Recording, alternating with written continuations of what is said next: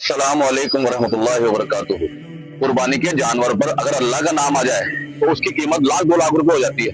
और हाफिज के कुरान पूरे सीने में होने के बावजूद उसकी इमामत पर सिर्फ 10,000 रुपए देने पर आपकी जान निकल जाती है। दुआओं के कबूल ना होने की सबसे बड़ी वजह यह है हराम कमाई। हज के दिन चल रहे हैं, आपको एक खौफनाक दिल दहलाने वाली हदीस सुनाता हूँ। जामिया तिरमिजी 2989 के हदीस में आता है, एक बंदा बहुत लंबा सफर करके अल्लाह के घर में आए और उसके ऊपर जो सफर की थकावट के आसार हो रहे हो और वो रो रो कर गिड़गिड़ा कर आसमान में हाथ उठाकर अल्लाह को पुकारे, लेकिन उसका खाना पीना, उसका पहनने का लिबास सब हराम हो, यहाँ तक कि उसकी परवरिश भी हराम की हुई हो। तो हदीस में आता है उसकी दुआ कबूल क्यों नहीं हुई? आखिर क्यों नहीं हो रही उसकी दुआ कबूल?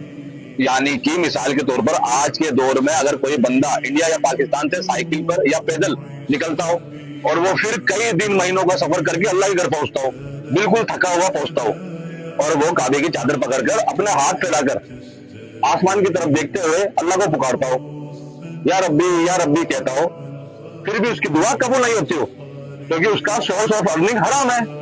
इसलिए हराम की कमाई दुआओं को कबूल होने नहीं देती है। दिल इज्जा का ये पहला अशरा दुआओं का अशरा है, और बहुत बड़ी तादाद में मुसलमान हज पर गए हुए हैं, अल्लाह से दुआ मांग रहे हैं। याद रखें, दुआओं की कबूलियत की जो शर्त है वो हलाल सोर्स ऑफ अर्निंग है।